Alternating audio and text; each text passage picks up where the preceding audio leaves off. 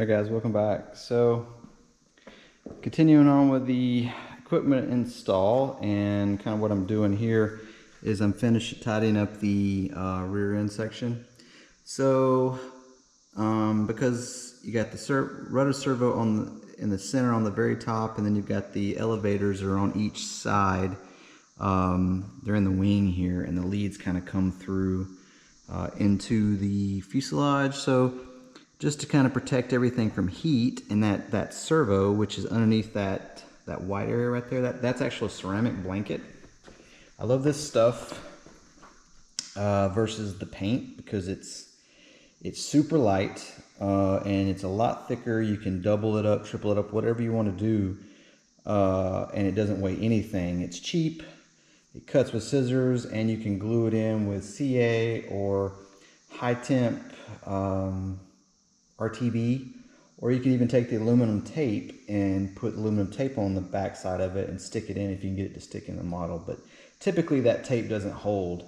Even if you clean it really well, I haven't been able to get it to hold. And then this is some fire sleeve that I'm just going to put kind of right over the wires. So I've got the two for the elevators ran there. That center one is the rudder. And once I got to make some extensions. So I'm going to go ahead and run the extensions, and there'll be an attachment point like right here. And then I'll pick it up again right here, and I'll just kind of go over to one side and around the turbine with the wires and everything. So it'll keep it off the pipe. I'll put some heater blanket kind of in this area here, on inside here, and I'll run a heater blanket all the way through, basically covering everything to this point right here. And that just keeps residual heat, because heat rises. This is actually the bottom of the jet. So the heat will rise. It'll keep the heat out of the rudder too, just getting the heat up in there. It's like I said, it's very lightweight. This stuff's actually heavier than anything, and I don't like to use a lot of it. Yeah, so it's just there for protection. If your pipe collapses and there's a fire, I don't think there's anything that's going to save you, because the only stuff that's going to survive that kind of like fire is this. I've got some over here, and it's a real thick stuff. This stuff, this stuff is like 1500 degrees. Oh, 650 degrees Celsius. So whatever that is in Fahrenheit, that's close to what, 800 plus, temp, direct flame. But it's very heavy. It's very thick. But I'll use that in some places, like small pieces that go by close to the hot section. But because this jet's so big, this jet's so big, there'll be a lot of space and airflow. So I think this will just be the better way to go, and it'll keep it light. So I got to make 3 leads for the 3 servos. I got to trim this, make a connection point, and then run a wire forward for the rudder beacon. And then I'm going to go ahead and once this is tidied up, I'm going to get the tail put on and continue to run the wires forward to this area up here. And then of course it'll obviously plug into my power system, but the light will come to here. The rudder and 2 elevators will come on up to this, and everything. So then I can get the tail on, it'll be done, and then it'll just be final wiring it up and everything. I did find the AR pin flags that I was talking about. So it's just, like I said, it's just it shorts out, that cuts it off, and when you pull the pin out, it comes on. And these are nice.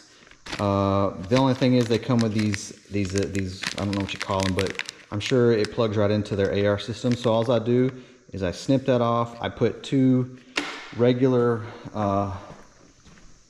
female servo ends, and I take this off with a switch and just use the 2 outer slots, and so it plugs right into the DLPH2.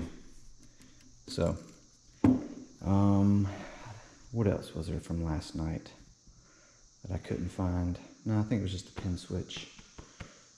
Oh, and I did find, yeah, the other thing was the dry locks.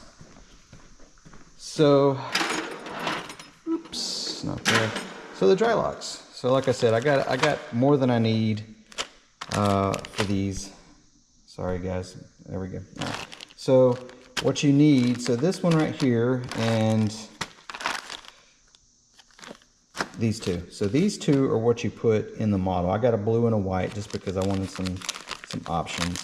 And this is what has the little valve in it, the one-way valve in it. This goes in the model and connects to your fill port. This part is just a cap. So I've got some white, and I got some black caps. This is what you will attach to your fueler.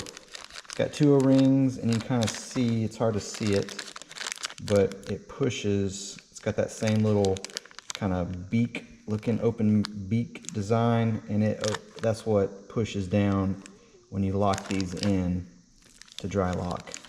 And I only need, gosh, one for gas, one for turbines. So I need 3 of these, but the minimum order is 10.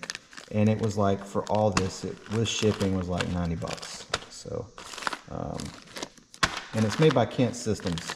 If you look up Kent Systems, he has all kinds of stuff from, it's like medical tubing and things like that.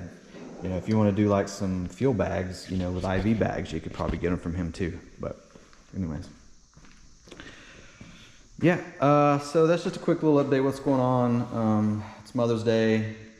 It's kind of a difficult day because my wife lost her mother literally the year I retired and we moved back home. So every year is kind of hard with these little things. So, you know, she's chilling.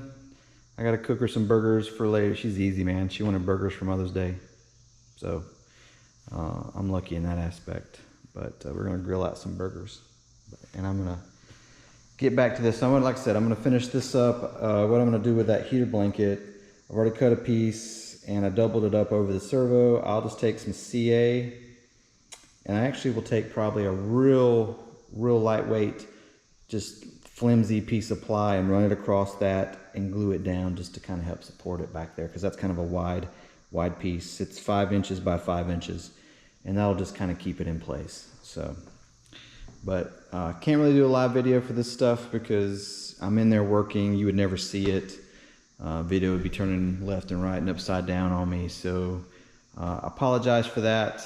And I'll try to do some more live stuff here in the future, especially when I get to the SU. That'll be putting in servos and things like that. So yeah, and I do have a question for people, and I've already mentioned this a couple times. If anybody knows how many, you know, how many liters or milliliters, whatever the main tank holds, let me know, because I don't want to pull it back out because I have to take the bottom wing and everything off to fill it up and weigh it just by itself. Yeah, but let me know. And yeah, that's it. Oh, I did notice something else too. Putting in this board, you know, because of that fin over there, little VHF fin, the 2 screws are under here. So what I'm thinking about doing is just taking a carbon tube, a hollow carbon tube, and running it down and gluing it over where those screws go. That way I can just cut a little hole here, cut a little hole here, and it just runs the guide right through. Or I could just, no, I'm definitely going to put a guide, because if I just put 2 holes in there, you kind of fiddling around trying to get the Allen drive lined up to the screws, and that's just a pain in the ass. This way I can just leave the screws in there, and it's easy guides down right to the screws. So I got to do that.